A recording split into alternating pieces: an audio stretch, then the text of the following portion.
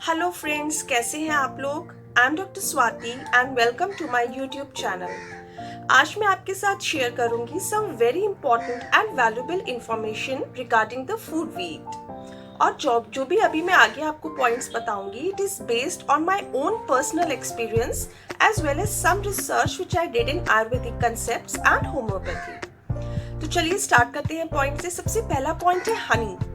हनी को फ्रेंड्स हम लोग यूज करते हैं as a medicine as well as a sweetener, मिठास के लिए। बट डिपेंड करता है हम हनी को परचेज कहाँ से कर रहे हैं, हमारे घर में हनी कहाँ से आ रहा है।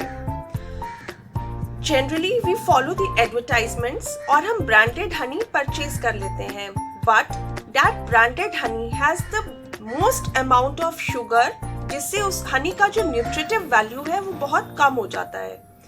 जो भी ब्रांडेड हनी हम परचेज कर रहे हैं उससे हमें लीस्ट अमाउंट ऑफ न्यूट्रिशन मिलता है। तो when ever you purchase Honey, purchase it locally. जहां पर भी आप रहते हैं वहां का जो लोकल फ्लावर है उससे जो हनी बन रहा है, वहां आपकी ट्री जो लोकल ट्रीज है वहां पे जो हनी बन रहा है, that will provide you the best medicinal property, best benefits from the honey. So friends, जब भी हनी परचेज करें हमेशा लोकली ग्रोन हनी ही परचेज करें। अब इस समय विंटर सीजन अप्रोच कर रहा है, ऑलमोस्ट आ गया है, और कई लोगों को रिकरेंट कोल्ड एंड कफ या फिर एलर्जीज आने लगती है, बनने लगती हैं। उसके लिए बेस्ट सॉल्यूशन है, बेस्ट ऑप्शन है कि take 1 tablespoon of honey, a pinch of turmeric and 2 drops of ginger juice. Ginger को पीस के उसका जूस निकाल ले 2 ड्रॉप्स, और उसको रोज अर्ली मॉर्निंग ले, जैसे ही आप सोकर उठते हैं टेक 1 स्पून डेली। अगर आपको कोल्ड एंड कफ है उसको डेली ले, और अगर नहीं है फिर भी कंप्लेन रहती है कि जल्दी जल्दी कोल्ड एंड कफ होता है, तो उसको ले आप थ्राइस अ वीक। घर पे छोटे बच्चे हैं उनको भी आप ट्वाइस अ वीक दे सकते हैं। छोटे बच्चे means 1 year and above. So friends, next point है मेरा bad food combination. So dairy, that is milk and curd with any kind of fruit is a bad combination। जो दूध है, दही है, उसको कभी भी किसी फल के साथ मिक्स करके ना खाएं। रीज़न इसका है कि जब हम इस तरह से मिक्स करके कोई भी चीज़ खाते हैं, जैसे शेक बना लिया, तो जो हमारा डाइजेस्टिव सिस्टम है वो बहुत बुरी तरह से डिस्टर्ब हो जाता है। जो हमारी डाइजेस्टिव फायर है, जिसे हम आयुर्वेदा में अग्नि कहते हैं, वो बहुत कम हो जाती है, डिटोरिएट होने लगती है। हमारा इंटेस्टाइनल सिस्टम है, उसका एक फ्लोरा है, उसका एक पूरा अंदर मैकेनिज्म है, उसका अंदर एंजाइम सिस्टम है, वो बहुत डिटोरिएट होने लगता है। इन अ नटशेल हमारा डाइजेस्टिव सिस्टम धीरे धीरे वीक होने लगता है। तो कभी भी डेयरी के साथ फ्रूट को मिक्स ना करें। इसमें एक्सेप्शन है मैंगो। मैंगो शेक हम सभी को पसंद है, समर सीजन का हमारा ये फेवरेट ड्रिंक होता है मैंगो शेक। आप मिल्क के साथ मैंगो मिक्स कर सकते हैं, but that mango should be very sweet. उसमें ज़रा सा भी खट्टापन नहीं होना चाहिए मैंगो में, and that too don't take it daily.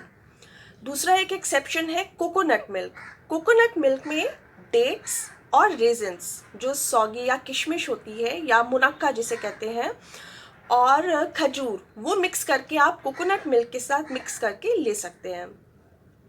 दूसरा है फ्रूट्स। हम कब कब किस समय हमें फ्रूट्स लेना चाहिए। तो जनरली क्या होता है, मैंने अपने घर में भी देखा है कि हम after lunch we use to cut mango and sometime musk melon, जो समझ में आता है। तो जनरली मेरे घर में भी यही ट्रेडिशन था कि खाना खाने के बाद हम ये कट करके खाते थे, विच इज़ रॉन्ग। इससे क्या होता है, जो हम ये इस तरह का कॉम्बिनेशन खाना खाने के बाद जो हम फल खाते हैं, उससे हमारी बॉडी में टॉक्सिन्स प्रोड्यूस होते हैं, और जो भी हमने फल खाया है उसका हमें कोई बेनिफिट नहीं मिलता, कोई न्यूट्रिशन नहीं मिलता है, और उल्टा हमारा जो डाइजेस्टिव सिस्टम है वो धीरे धीरे वीक हो जाता है। तो कभी भी आपको फ्रूट खाना है 2 आवर्स बिफोर एनी मील, और अगर मील के बाद लेना है तो कम से कम मिनिमम 1 घंटे का डिफरेंस होना चाहिए खाना खाने और फल लेने के बीच में। Never take fruit as dessert. कभी भी सैलेड में कट करके फ्रूट्स ना लें, और किसी चीज़ में मिक्स करके ना लें। कभी भी फल खाना हो, take it as a whole, उससे आपको एक बेस्ट इसका न्यूट्रिशन मिलेगा। ये मैंने भी देखा अपने साथ कि I used to give banana shake to my son when he was 1 year of age. उसके बाद मैंने शुरू कर दिया था बनाना शेक, और उसके बाद क्या होता था, he used to get cold and cough very frequently, और वो लंबे टाइम तक रहता था, जो कि अब मैंने पूरी तरह से बंद कर दिया। And it took me 2 years to realise कि मैं क्या मिस्टेक कर रही थी, क्या गलत कॉम्बिनेशन मैं उसको दे रही थी। जनरली नहीं, हम सभी को कभी ना कभी ब्लॉटिंग, हैवीनेस पेट में, एसिडिटी, इस तरह की कंप्लेंट्स हम सभी को रहती है, एंड वी यूज टू, हम लोग क्विकली एक एंटासिड ले लेते हैं। बट वी शुड रियलाइज कि हम अपने खाने में क्या गलत कॉम्बिनेशन यूज़ कर रहे हैं, जिसकी वजह से हमारा डाइजेस्टिव सिस्टम वीक होता जा रहा है। सो इन चीज़ों का ध्यान रखेंगे तो it will provide, the fruits जो है वो बेस्ट बेनिफिट देंगे अगर हम उसको सही टाइम पर और बिना किसी चीज़ में मिक्स करे खाएंगे। दूसरा है, जनरली हम लोग सोचते हैं बच्चों का प्रोटीन इंटेक कैसे बढ़ाएं, क्या दें उनको कि उनका प्रोटीन इंटेक बढ़े। तो वेजिटेरियंस के लिए बेस्ट प्रोटीन ऑप्शन है सत्तू, और दूसरा है ऑलमंड्स। अगर रात में हम बादाम को भिगो के रख दें किचन में और सुबह उसको बच्चों को दे छील कर, so it is very high in protein. And third option है जो हम लोग सभी अपने घर बनाते हैं, green moong dal. It is very nutritive. बस जब भी ग्रीन मूंग दाल बनाए तो इस चीज़ का ध्यान रखें कि 2 घंटे उसको एटलीस्ट भिगो कर रखें, ताकि उसका भी हमें बेस्ट उसका न्यूट्रिशन मिले। सो फ्रेंड्स, नेक्स्ट मेरा पॉइंट है स्टीविया। हम लोग सभी शुगर से धीरे धीरे लोग स्विच होकर, कई फैमिलीज में मैंने देखा है, they have started taking stevia. पर स्टीविया के साथ फ्रेंड्स एक पॉइंट है, when ever you purchase stevia, इस चीज़ का ध्यान रखें कि it is not a stevia extract, it should be the stevia leaf powder.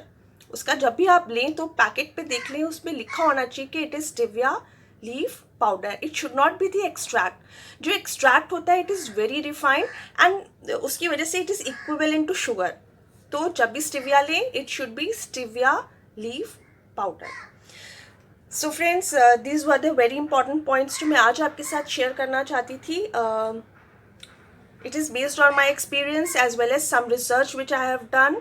और एक पॉइंट फ्रेंड्स रह गया है, which is one power fruit. एक फ्रूट है विच प्रोवाइड्स मैक्सिमम बेनिफिट, और कोशिश करिए कि आप उसको मैक्सिमम उसका इंटेक रखें, that is papaya. Papaya is very beneficial as a laxative. अगर आपको कॉन्स्टिपेशन है उसके लिए इट इज़ बेस्ट।